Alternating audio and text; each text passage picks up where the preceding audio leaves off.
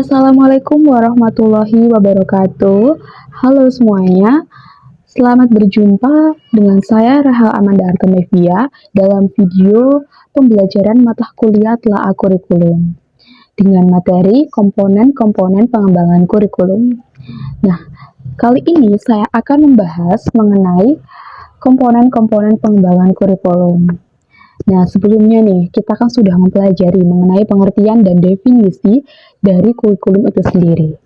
Nah, saya harapkan setelah kalian menonton video atau menonton tayangan ini, Anda dapat mengerti dengan benar apa saja komponen-komponen pengembangan dalam kurikulum. Oke, baik, langsung saja kita ke materi yang pertama. Saya akan sedikit merefresh ingatan kalian mengenai pengertian kurikulum itu sendiri. Nah, sebelumnya nih, kalian kan sudah membahas atau merangkum pengertian kurikulum menurut beberapa para ahli. Nah, di sini sudah saya kutip dua pendapat dari para ahli. Yang pertama, menurut Hirudata Bas 1962.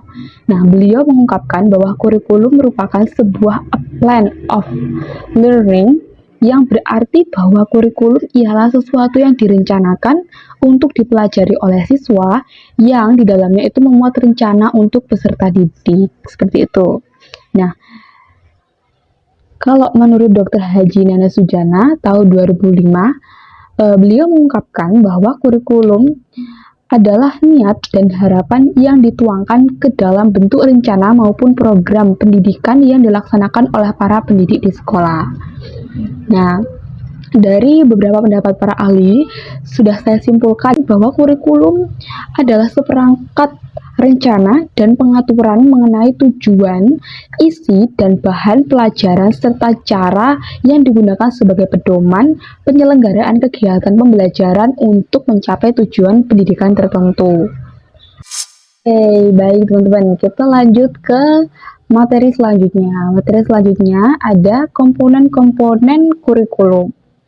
Nah, di sini maksudnya adalah komponen-komponen yang membentuk atau yang menjadi bagian dari pengembangan kurikulum. Nah, apa sih pengembangan kurikulum itu? Pengembangan kurikulum adalah perencanaan kesempatan-kesempatan belajar yang ditujukan untuk membawa siswa ke arah perubahan yang diinginkan dan menilai perubahan-perubahan itu telah terjadi pada diri siswa. Jadi itulah pengertian dari pengembangan kurikulum. Nah, komponen-komponen pengembangan kurikulum itu ada 5 nih teman-teman. Nah, yang pertama ada komponen tujuan, yang kedua ada komponen isi, yang ketiga ada komponen strategi, yang keempat ada komponen organisasi, dan yang kelima komponen evaluasi. Baik, kita langsung saja ke materi komponen-komponen kurikulum. Oke, kita sudah berada di materi yang pertama dari komponen-komponen kurikulum, yaitu komponen tujuan. Nah, komponen tujuan ini sangat berhubungan erat sekali dengan arah dan hasil yang diharapkan secara mikro maupun makro dalam pendidikan. Nah, tujuan pendidikan sendiri itu diklasifikasikan menjadi 4 bagian, yaitu tujuan pendidikan nasional, tujuan institusional, tujuan kurikuler, dan tujuan instruksional atau kita kenal dengan tujuan pembelajaran. Nah, saya akan membahas satu persatu mengenai tujuan pendidikan. Yang pertama ada tujuan pendidikan nasional. Nah, tujuan pendidikan nasional ini merupakan tujuan pendidikan secara umum yang ingin dicapai oleh bangsa Indonesia. Contohnya yaitu mewujudkan manusia Pancasila. Nah, untuk tujuan yang kedua ada tujuan pendidikan institusional. Tujuan pendidikan institusional ini biasanya dibuat oleh suatu lembaga atau sekolah. Tujuan ini ada pada tingkat lembaga pendidikan yang pencapaiannya itu berwujud sebagai tamatan sekolah atau kampus yang mampu dididik lebih lanjut mengenai tenaga profesional dalam bidang tertentu dan pada jenjang tertentu. Jadi kuncinya di tujuan pendidikan institusional ini yang membuat dan yang mengukur itu adalah pihak lembaga perlembaganya. Jadi seperti itu. Nah, untuk tujuan pendidikan yang ketiga yaitu ada tujuan pendidikan kurikuler. yang merupakan tujuan pendidikan berjenjang atau jurusan. Seperti tujuan pada bidang studi atau mata pelajaran sehingga mencerminkan hakikat keilmuan yang ada di dalamnya. Tujuan pendidikan kurikuler sendiri merupakan tujuan yang ingin dicapai pada masing-masing bidang studi atau jurusan ya. Contohnya nih, kayak jurusan IPA, IPS, Matematika, dan Bahasa di SMA. Kalau untuk di jenjang kuliah, ada jurusan akuntansi, seni rupa, sindra tasik, desain, dan lain-lain.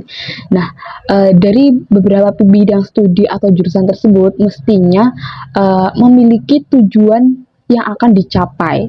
Seperti itu. Dan untuk tujuan yang keempat, ada tujuan instruksional. Itu tujuan yang ingin dicapai pada setiap pokok bahasa dalam satu bidang studi, atau bisa dikatakan tujuan yang harus dicapai dalam pembelajaran di kelas, khususnya disampaikan oleh pendidik kepada siswanya, dari dosen kepada mahasiswanya, seperti itu.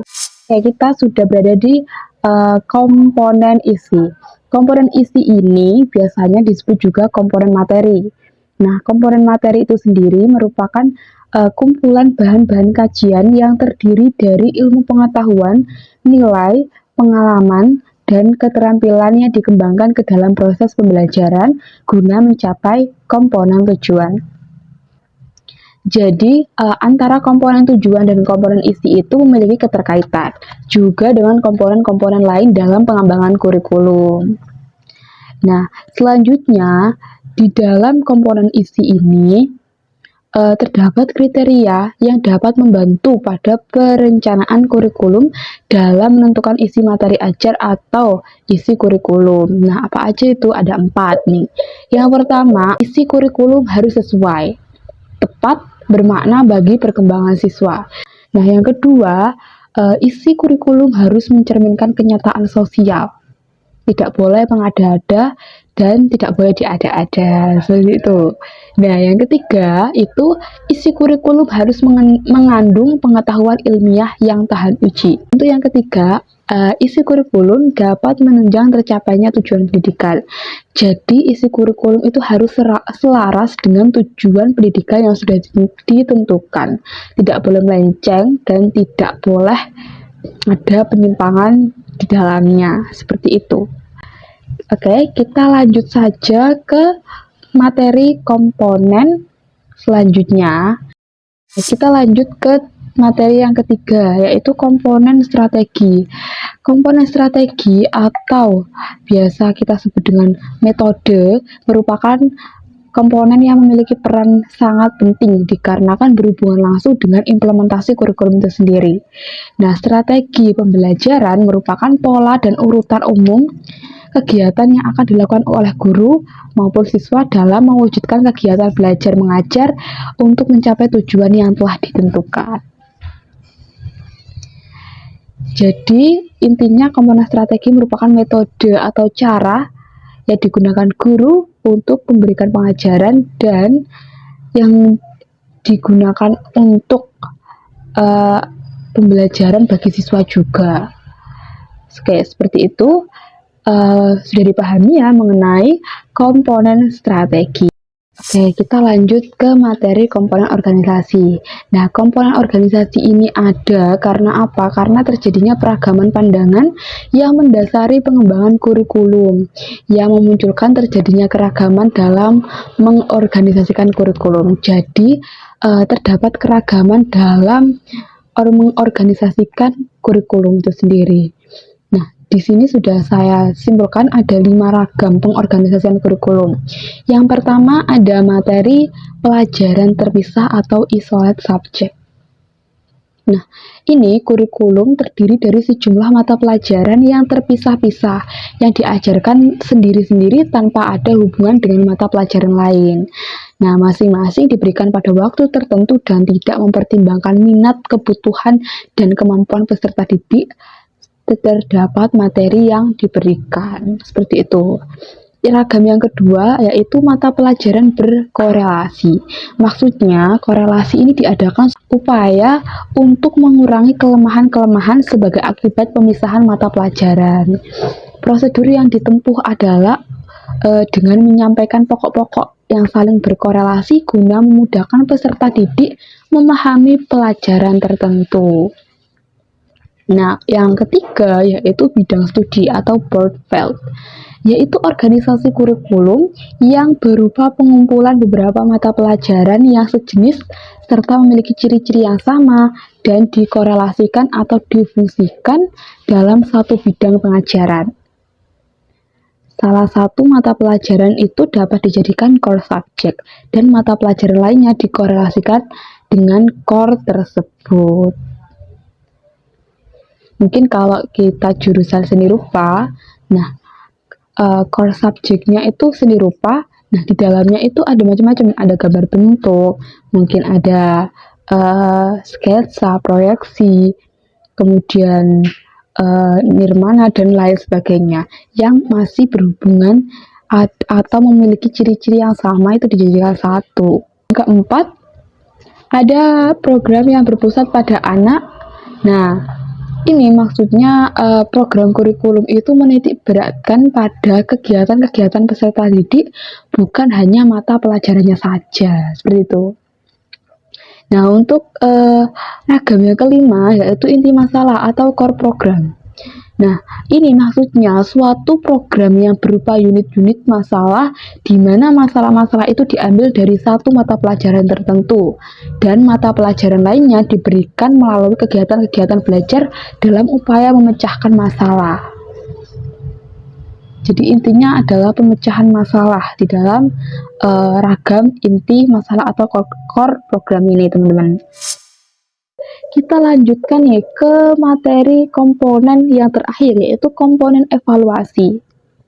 Nah, komponen evaluasi secara terbatas pengertian evaluasi kurikulum itu dimaksudkan untuk memeriksa tingkat ketercapaian tujuan-tujuan pendidikan yang ingin diwujudkan melalui kurikulum yang bersangkutan atau kurikulum yang ditetapkan.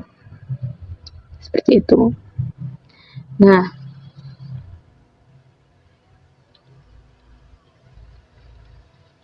Nah, di dalam kurikulum itu terdapat evaluasi formatif dan evaluasi sumatif nih, teman-teman. Evaluasi formatif ini ditujukan untuk menilai penugasan siswa terhadap tujuan-tujuan belajarnya dalam jangka waktu yang cukup pendek. Nah, tujuan utama dari evaluasi formatif ini ditujukan untuk menilai proses pengajaran. Nah, hasil dari evaluasi formatif ini digunakan untuk memperbaiki proses belajar mengajar dan membantu mengatasi kesulitan-kesulitan belajar siswa. Sedangkan evaluasi sumatif itu mempunyai fungsi yang berbeda nih. Fungsinya, evaluasi sumatif adalah untuk menilai penugasan siswa terhadap tujuan-tujuan belajar dalam jangka waktu yang lama. Karena evaluasi sumatif ini dimaksudkan untuk menilai kemajuan belajar siswa. Nah, biasanya diadakan saat akan kenaikan kelas, kelulusan ujian, atau dilaksanakan di akhir semester. Dan selain itu juga menilai efektivitas program secara menyeluruh. Bukan hanya pada evaluasi pengajarannya saja, tetapi keseluruhan pelaksanaan pengajaran yang meliputi evaluasi komponen, tujuan mengajar, bahan pengajaran, dan strategi media pembelajaran. Serta yang terakhir yaitu mengevaluasi komponen mengajar itu sendiri. Oke, tidak terasa nih teman-teman, kita sudah selesai mempelajari tentang materi komponen-komponen pengembangan kurikulum. Semoga penjelasan singkat ini bisa memberikan masukan dan juga bisa menjadi bahan pemikiran bagi teman-teman. Bagaimana kira-kira akan mengembangkan kurikulum dengan mengacu kepada 5 komponen tadi. Demikian materi singkat dari saya, semoga dapat memberikan manfaat bagi teman-teman. Jika ada salah kata atau salah ucapan, saya mohon maaf. Wassalamualaikum warahmatullahi wabarakatuh.